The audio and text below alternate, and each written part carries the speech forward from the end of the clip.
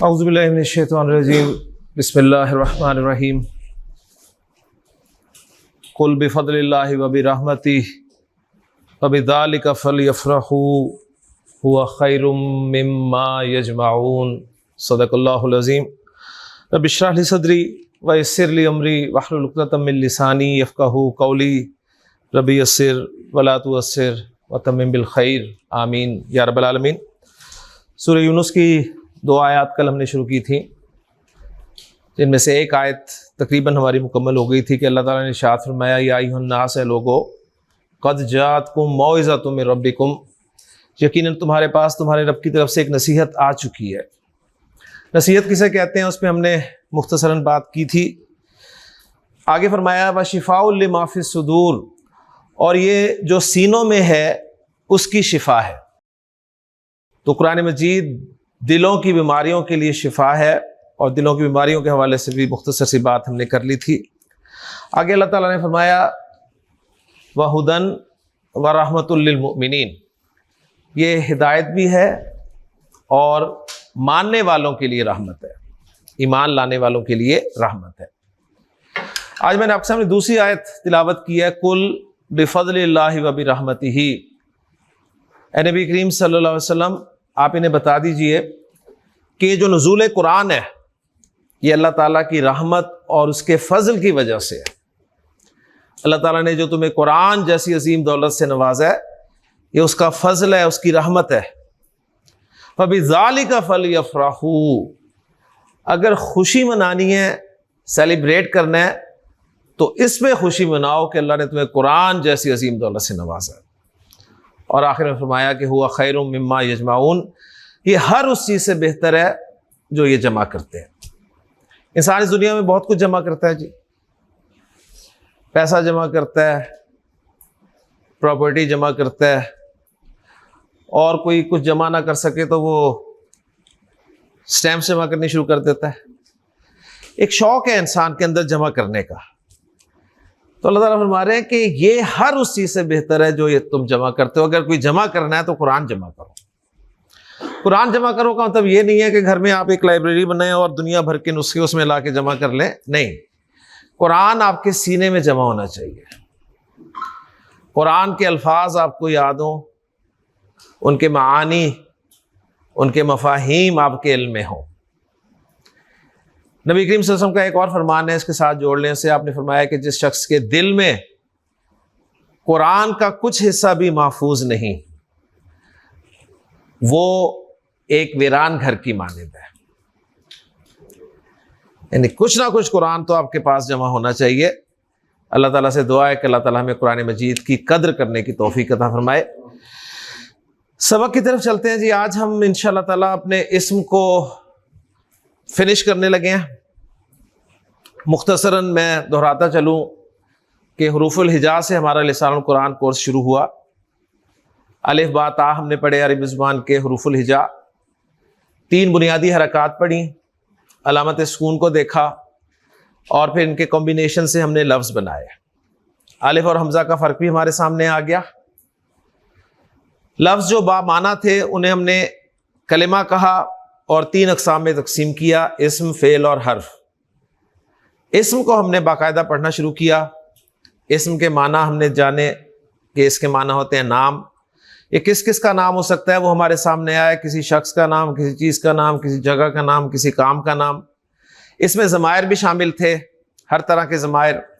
इसमें सिफ़ात भी शामिल थी, हर तरह की सिफ़ात। इस्म को जुमले में इस्तेमाल करने के लिए हमें 4 बातें जानना ज़रूरी थी, जिनमें से 3 अल्हम्दुलिल्लाह हम पढ़ चुके हैं।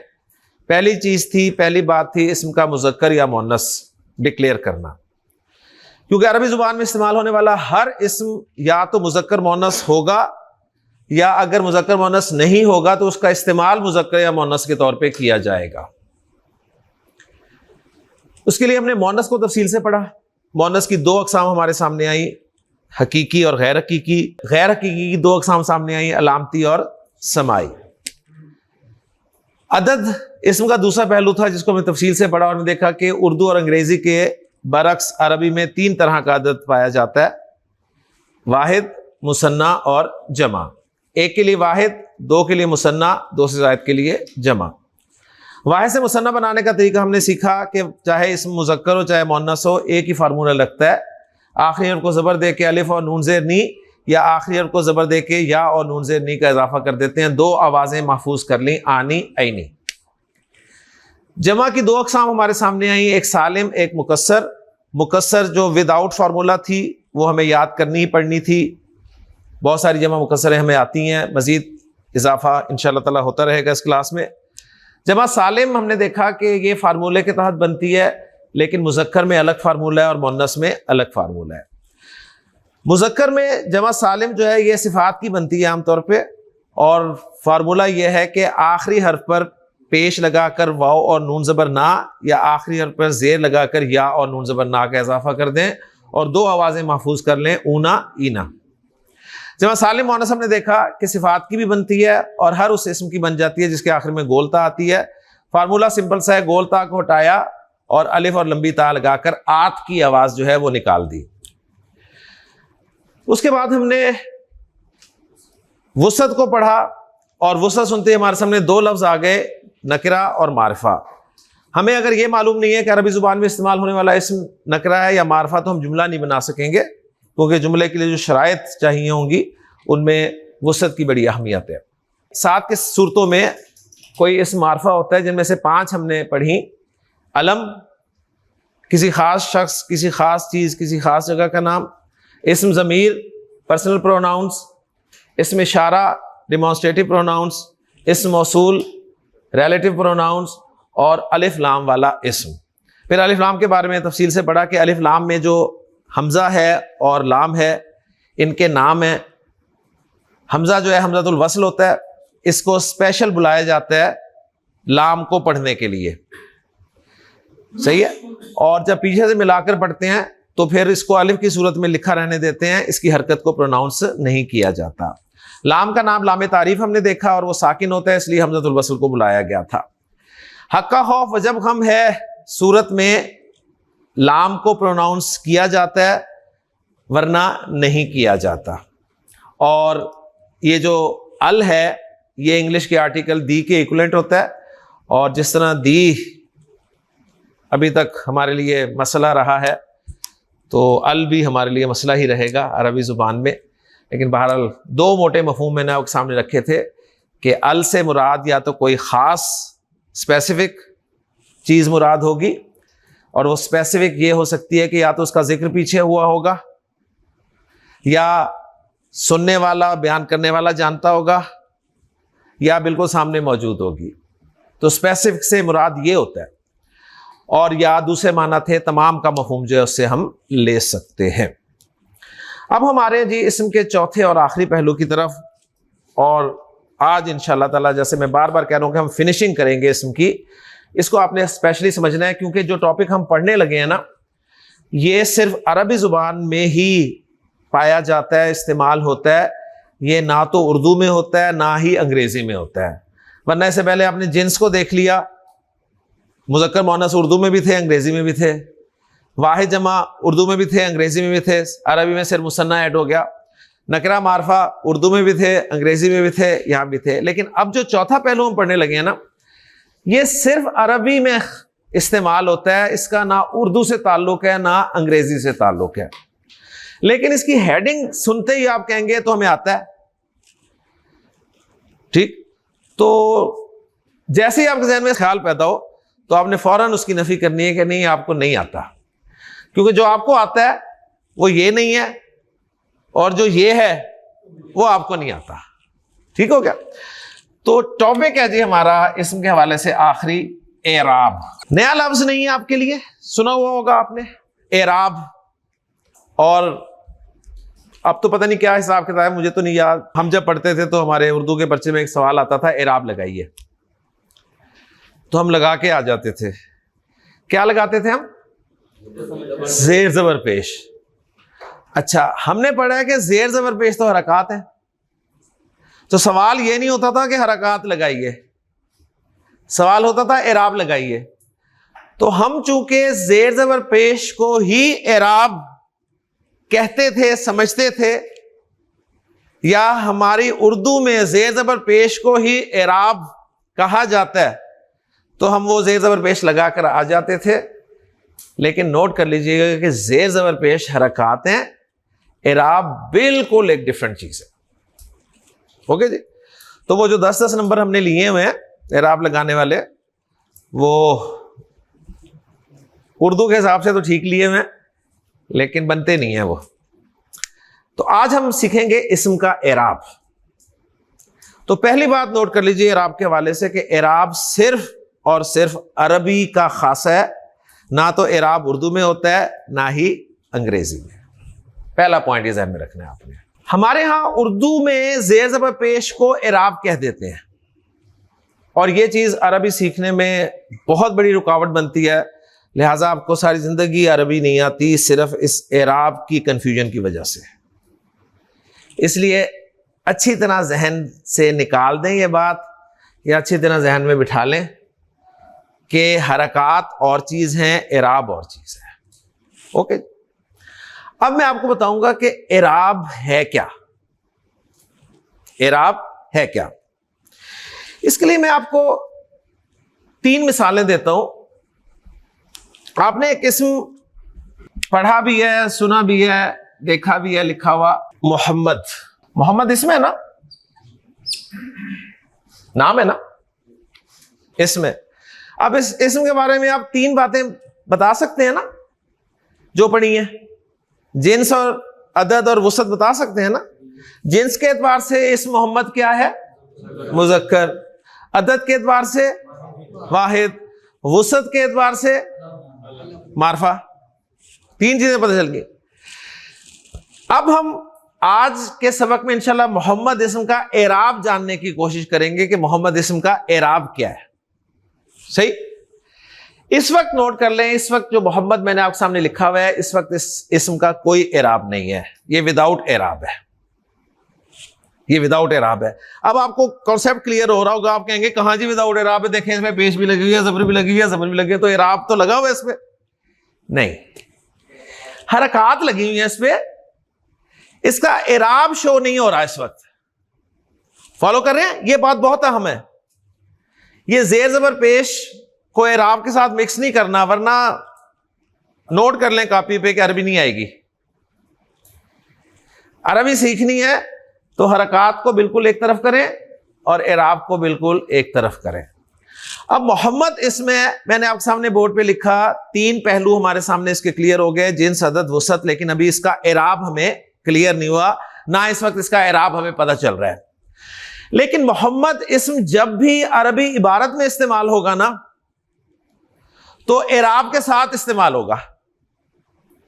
ठीक है, एराब के साथ इस्तेमाल होगा। अब एराब के साथ इस्तेमाल होगा, कैसा होगा, मैं इसके लिए 3 एग्जांपल्स आपके सामने रखता हूं। हमने बचपन में पढ़ा हुआ है पहला कलमा तैयब, तैयब मैंने पाक, ला इलाहा इल्लल्लाहु मुहम्मदुन रसूलुल्लाह। अब आप देखें मोहम्मद इस्म की फिनिशिंग हो गई है। फिनिशिंग होगी ना, फिनिशिंग फॉलो कर रहे हैं ना। फिनिशिंग किसे कहते हैं? कुछ कमी थी ना, कुछ कमी थी ना,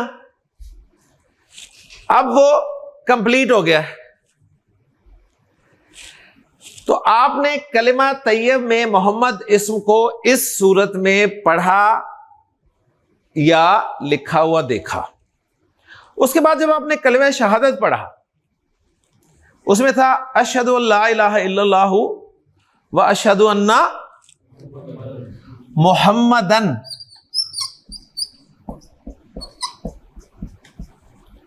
अब्दुहु व रसूलुहु। वहां भी इस मोहम्मद इस्तेमाल हुआ, लेकिन एक और स्टाइल में आपके सामने आया। अब यहां भी मोहम्मद इस्म फिनिशिंग के साथ है। फिर आपने जब दुरूद शरीफ पढ़ा, तो दुरूद शरीफ का पहला जुमला था अल्लाहुम्मा सल्ली अला मुहम्मदिन।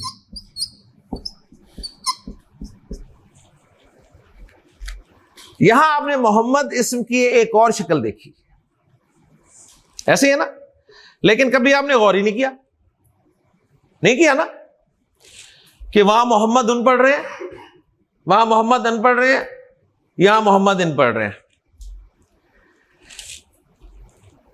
मोहम्मदुन, मोहम्मदन, मोहम्मदिन, इस्म मोहम्मद एराब के साथ इस्तेमाल हुआ है, फिनिशिंग के साथ इस्तेमाल हुआ है। पहली शक्ल जो थी इसकी ये विदाउट एराब थी। अब 3 शक्लें जो हैं ये इसकी एराब वाली शक्लें हैं, यानी फिनिशिंग वाली शक्लें हैं। मजे की बात यह है कि तीनों शक्लों में इस मोहम्मद के माना में कोई तब्दीली वाक़ई नहीं होती। देखें, आपने जब कलेमा पढ़ा ला इलाहा इल्लल्लाहु, अल्लाह के सिवा कोई माबूद नहीं, ठीक है ना, और मोहम्मदुर रसूलुल्लाह, मोहम्मद सल्लल्लाहु अलैहि वसल्लम अल्लाह के रसूल हैं। मोहम्मद के माना मोहम्मद ही की है ना। कलमा शहादत में जो आपने पढ़ा कि मैं गवाही देता हूं ला इलाहा इल्लल्लाह की और मोहम्मद सल्लल्लाहु अलैहि वसल्लम के अल्लाह के रसूल होने की, तो मोहम्मद के माना मोहम्मद ही रहे। जब आपने तीसरे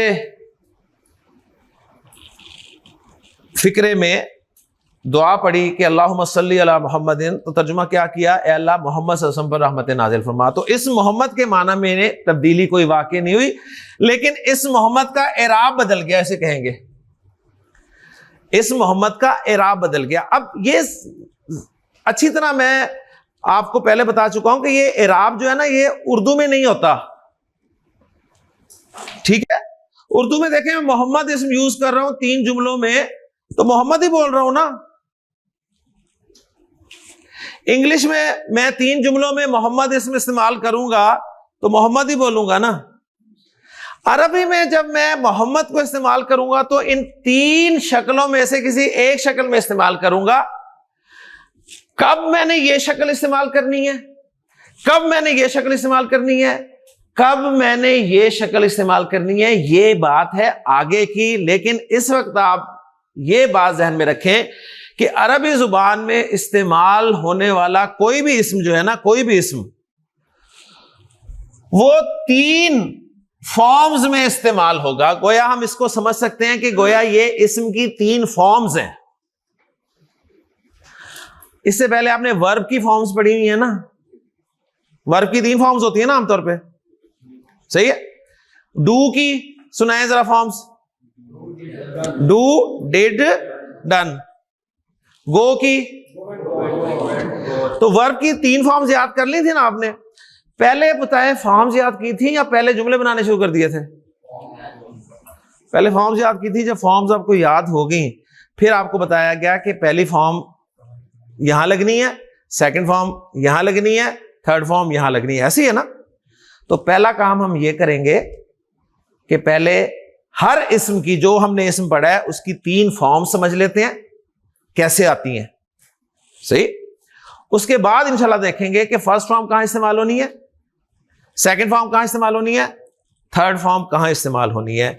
मैं क्लोज करता हूं। एराब जब भी आप अरबी क्लास में सुने एराब लफ्ज, तो आपका जहन जेर जबर पेश की तरफ नहीं जाना चाहिए, सही जाएगा।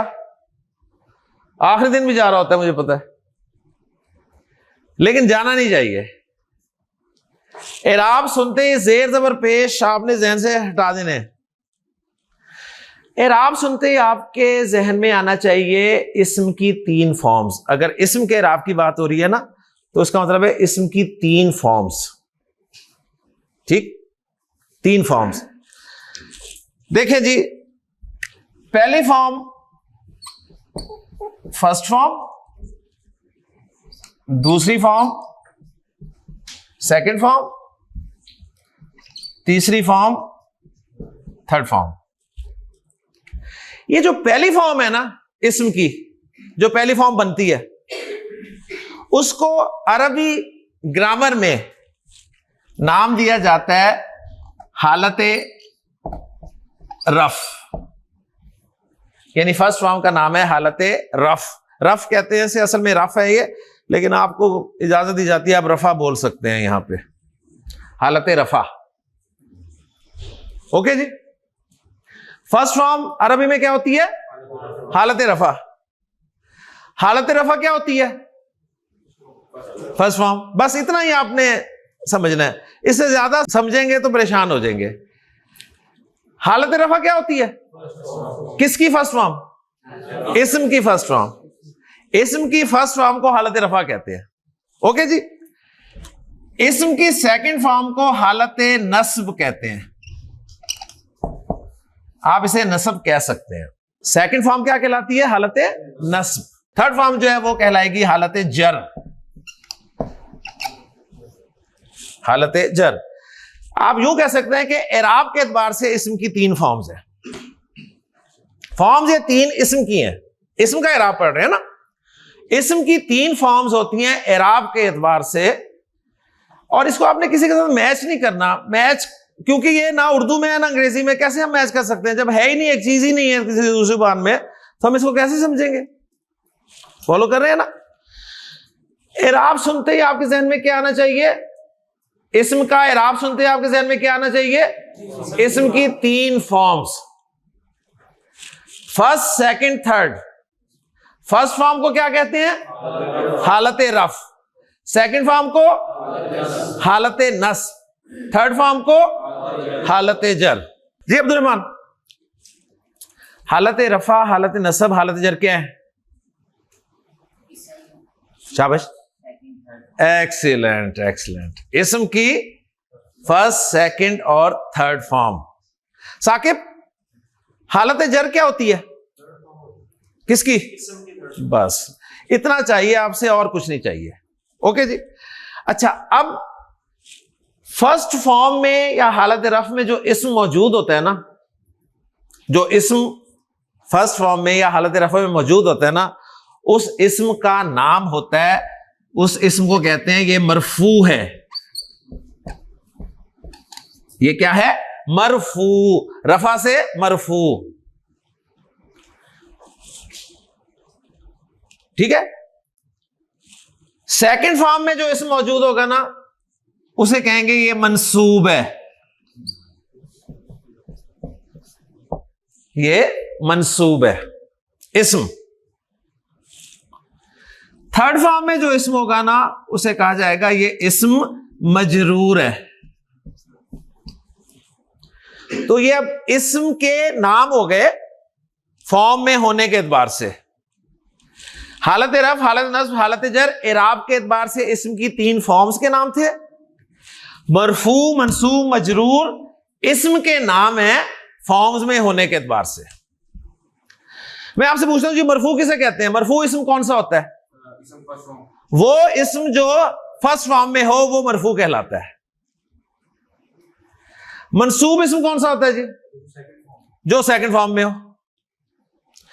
मजरूर इस्म कौन सा होता है प्रसाद? जो थर्ड फॉर्म में हो। थर्ड फॉर्म को क्या कहते हैं? हालत जर।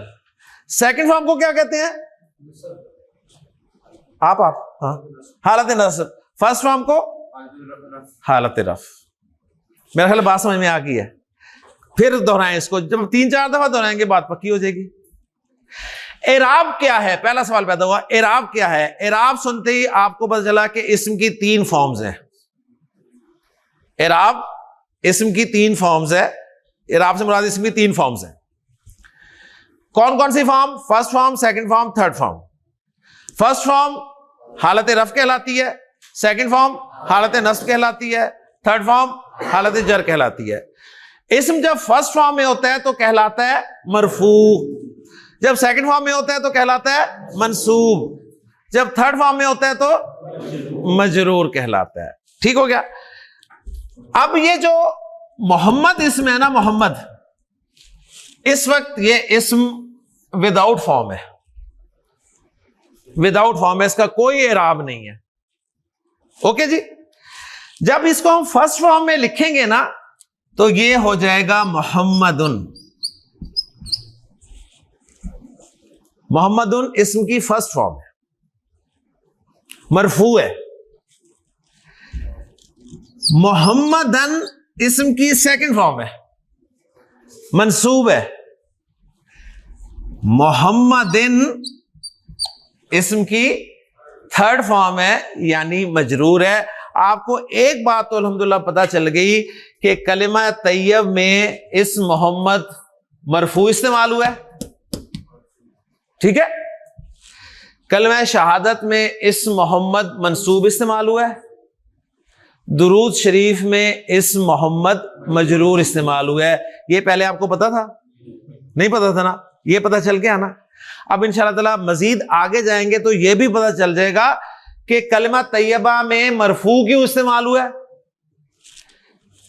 कलिमा शहादत में मंसूब क्यों इस्तेमाल हुआ है, दुरूद शरीफ में मजरूर क्यों इस्तेमाल हुआ है, ये बाद में पता चलेगा।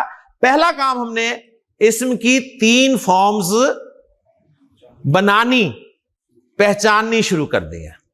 ओके जी। अब एक बात मुझे बता दें कि इस्म मोहम्मद जो है ये वाहिद है ना, मुज़क्कर है, ठीक है। यहां से रिजल्ट एक निकाल लें कि जो भी इस्म वाहिद और मुज़क्कर होगा ना, जो भी इस्म वाहिद मुज़क्कर होगा, क्या कहा है मैंने, जो भी इस्म वाहिद मुज़क्कर होगा उसकी फिनिशिंग, उसकी फर्स्ट, सेकंड और थर्ड फॉर्म आपने इसी पैटर्न पे बनानी है। ये पेट फार्मूला हो गया।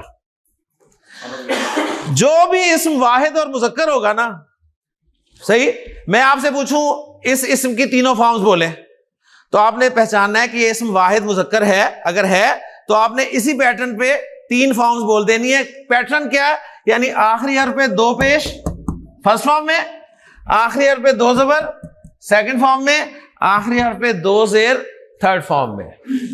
समझ आ गई बात, क्लियर होगी बात। तो शुरू करते हैं, बाकी इंशाल्लाह आहिस्ता आहिस्ता समझ आएगा जी। वाहिद और मुज़क्कर दोनों, यानी वाहिद मुज़क्कर दोनों क्वालिटीज उसमें होनी चाहिए, नकरा मारफा वाली बात नहीं है बस, ठीक हो गया जी। आपसे शुरू करते हैं सर, मुझे बताइए ज़ैद, मैं आपसे कहूं ज़ैद लफ्ज जो है इसका एराब क्या है इस वक्त? आप कहेंगे इसका एराब इस वक्त कोई नहीं है, इस वक्त कोई एराब नहीं है। लेकिन जब आप इबारत में इस्तेमाल करेंगे ना तो किसी ना किसी एराब के साथ इस्तेमाल करेंगे, यानी किसी ना किसी फॉर्म में इस्तेमाल करेंगे इसको। अब ज़ैद वाहिद मुज़क्कर है तो आपको पता चल गया कि वाहिद मुज़क्कर इस्म का एराब आपने कैसे बयान करना होता है। तो ज़ैद का तीनों फॉर्म में एराब बोल दें, ज़ैदुन, ज़ैदन, ज़ैदिन। माशाल्लाह। पहले आपको ज़ैद के बारे में 3 चीजें पता थी, इसके ज़ैद मुज़क्कर है, ज़ैद वाहिद है, ज़ैद मारिफ है। अब आपको ज़ैद का एराब भी बताना आ गया कि ज़ैद मरफू जब होता है तो ज़ैदुन होता है, ज़ैद जब मंसूब होता है तो ज़ैदन होता है, ज़ैद जब मजरूर होता है तो ज़ैदिन होता है। अभी आप बस जो मैं आपको करवा रहा हूं ना उसे ही करें। अभी जो जहन में और सवालात ख्यालात आ रहे हैं ना उनको साइड पे करते जाए, साइड जैसे कोई सवाल है परे कर दें उसको। अभी बस इसे फॉलो करें, फिर समझ में आएगी, वरना एराब आपको कंफ्यूज करेगा, मैं आपको बता दूं, ठीक है जी। रेडी, पक्की बात है। अली, अली लफ्ज है,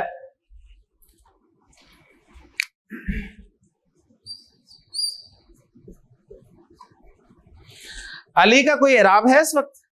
नहीं है। एराब आपने अच्छा देखना कैसे है, आपने देखना है फिनिशिंग हुई हुई है, ठीक है ना। फिनिशिंग अगर हुई हुई हो तो फिर आपको पता चलेगा अच्छा अब एराब के साथ है, ठीक है ना, यानी फिनिशिंग ही एराब है इसम की। अली विदाउट एराब है। अच्छा जी, ये वाहिद है, मुज़क्कर है, वेरी गुड। तो वाहिद मुज़क्कर का एराब कैसे बोलते हैं 3 फॉर्म्स में? अलीयुन, अलीयन, अलीयन। पहली फॉर्म में 2 पेश के साथ, सेकंड फॉर्म में 2 ज़बर के साथ, थर्ड फॉर्म में 2 ज़ेर के साथ। माशाल्लाह, ठीक है जी, तैयार है जी आप। कलम मैं बोल रहा हूं, कलम, कलम का कोई एराब बोल रहा हूं मैं, कलम का एराब बोल दो। माशाल्लाह जी। लीजिए वाहिद मुज़क्कर इसमें मैं आपके सामने बोल रहा हूं, आपने सबका एराब एक दफा बोल देना है जी। किताब, किताबुन वाहिद और मुज़क्कर। बस ठीक है, अब आप मैंने वाहिद मुज़क्कर इसम बोलना है। किताबुन किताबन किताबन। एक्सीलेंट जी। बैत, बैतुन बैतन बैतन। जी। उस्ताद, उस्तादन उस्तादन उस्ताद। जी। मुस्लिम, दोबारा। मुस्लिमन मुस्लिमन। काफिर, काफिर,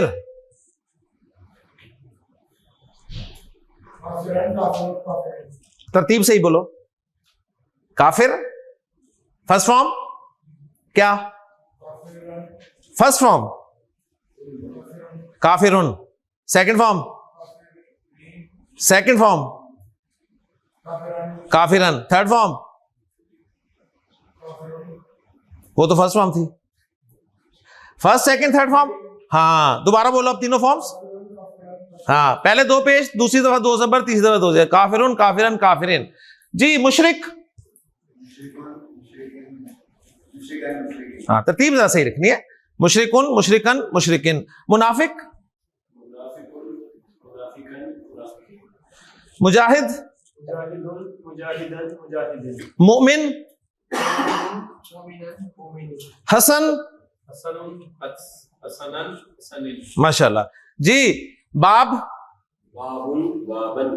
वेरी गुड जी जनाब। आपके लिए लफ्ज है, आपके लिए लफ्ज है कुर्सी, वेरी गुड। आपके लिए लफ्ज है मस्जिद, वेरी गुड। आपके लिए लफ्ज है enough, enough, very good. Clear हो रही है जी बात? पक्की बात है, बिल्कुल क्लियर, कोई मुश्किल तो नहीं ना। वाहिद मुजक्कर इस्म का इराब आपको बनाना आ गया? वाहिद मुजक्कर इस्म की फिनिशिंग करनी आ गई आपको? कैसे करते हैं? आखिरी हर्फ पे दो पेश लगाकर फिनिशिंग कर देते हैं उसकी, पहली फॉर्म में।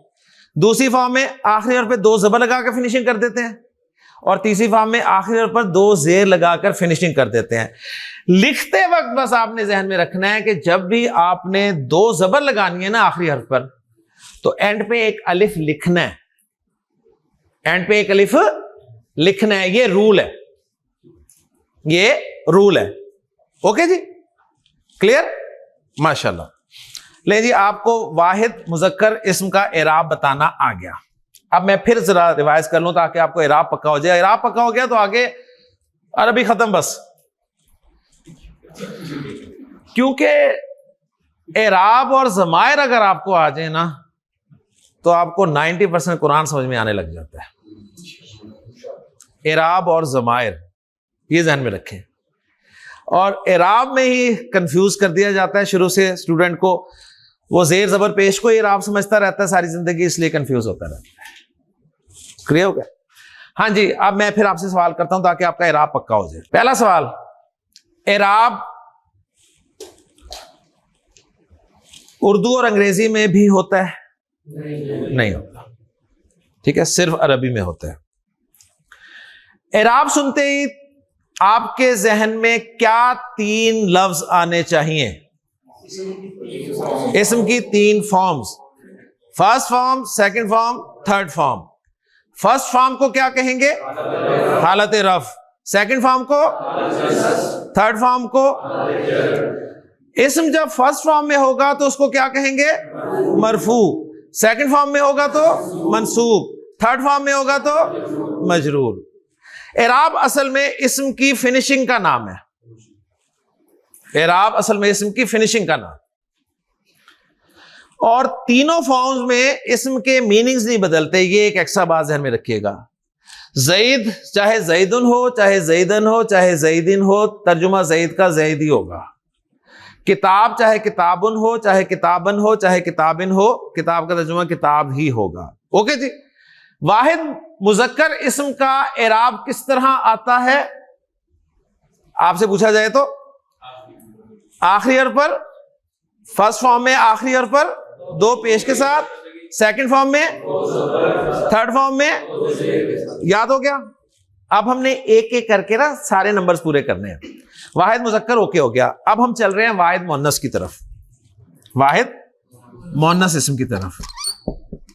इस्म मुअन्नस भी हो ना वाहिद, तो भी उसी तरह इराब बोलना है जिस तरह मुजक्कर का बोला था।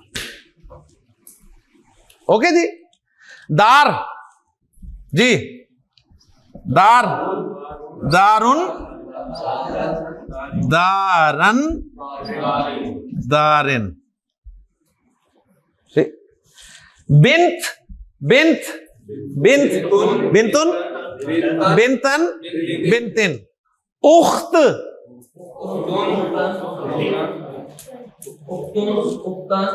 शाबाश। उम्मुन, उम्मन, उम्मिन। यानी जब आपके सामने कोई लफ्ज बोला जाए ना अरबी जुबान में और उसके आखिर में कुछ ना बोला जाए तो आप समझ लिया करेंगे उसे विदाउट इराब बोला जा रहा है। समझ आ गई? सही है, इस तरह से आपने ध्यान में रखना है। अच्छा जी, आइन, आइनुन, आइनन, आइनिन। Excellent, excellent. यद, very good, very good, very good. उजुन, उजुन, कान को कहते हैं उजुन, अरबी जुबान में कान को कहते हैं उजुन। सही पढ़ो, सही पढ़ो। उजुन, हाँ, उजुनन, उजुनुन, उजुनन, उजुनिन। ठीक है जी, जी जनाब। बकरा,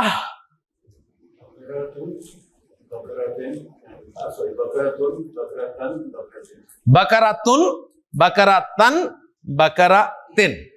ठीक है। अब देखें कुरान मजीद में आपके सामने आएगा कि हजरत मूसा अलैहिस्सलाम ने अपनी कौम से कहा कि इन्नल्लाह यअमुरुकुम अन तज़बहू बकरतन। तो आपको फौरन पता चल गया मंसूब इस्तेमाल हुआ है। ठीक है, पहले आपको नहीं पता था। हाँ गुड सर, यहीं से मैं अब बताने लगा हूं। नोट कर लें कि रूल है ना कि जब भी आपने आखिर में दो जबर डालने हैं ना, इसम के आखिर में दो जबर डालने हैं तो एक अलिफ लिखना है। जब भी इसम के आखिरी हर्फ पे आपने दो जबर डालने हैं तो एंड पे क्या लिखना है? एक अलिफ एडिशन लिखना है। दो सूरतों में आपने सिर्फ दो जबर डालने हैं, अलिफ नहीं लिखना। दो सूरतों में। बात समझ में आई है? क्या कहा मैंने? कायदा है, रूल समझ लें। रूल है जब भी आपने हालत नस्ब यानी मंसूब इसम लिखना है ना, वाहिद मुजक्कर या मुअन्नस, तो दो जबर ही लिखते हैं ना आखिरी हर्फ पे। तो जब भी दो जबर आप लिखेंगे ना आखिरी हर्फ पे तो एंड पे एक अलिफ भी लिखा करना है। यह रूल है। सिवाय दो सूरतों में, सिवाय दो कंडीशंस में। नंबर एक कंडीशन ये कि उस इसम के आखिर में गोलता हो तो फिर दो जबर ही लिखने हैं, अलिफ नहीं लिखना। ठीक है, इसलिए कुरान मजीद में आपको बकरतन ऐसे ही लिखा हुआ मिलेगा, अलिफ के साथ लिखा हुआ नहीं मिलेगा। एक सूरत तो ये हो गई। दूसरी सूरत, जब भी आपका कोई इस्म इन दो हुरूफ पर खत्म हो, यानी एंड पे ये दो हुरूफ इकट्ठे आए, इन दो किसी इस्म के आखिर में ये दो हुरूफ इकट्ठे आए। ठीक है, बोलते वक्त तो आपने दो जबर बोलनी है, लेकिन लिखते वक्त इन दोनों किस्म के अल्फाज में आपने एंड पे अलिफ नहीं लिखना है। दोनों के एग्जांपल में लिख देता हूं आपको। जैसे देखें जी, आपके सामने इस्म आया जन्नह। जन्नह का इराब बोले जन्नतुन, जन्नतन, जन्नतिन। ठीक है ना। अब जब लिखेंगे जन्नतुन, जन्नतन, बस क्योंकि गोलता थी तो गोलता के ऊपर सिर्फ दो जबर डालेंगे, एंड पे अलिफ नहीं डालेंगे। ठीक है। और जन्नतिन, एक तो ये बता दी सूरत। अब दूसरी सूरत बता रहा हूं।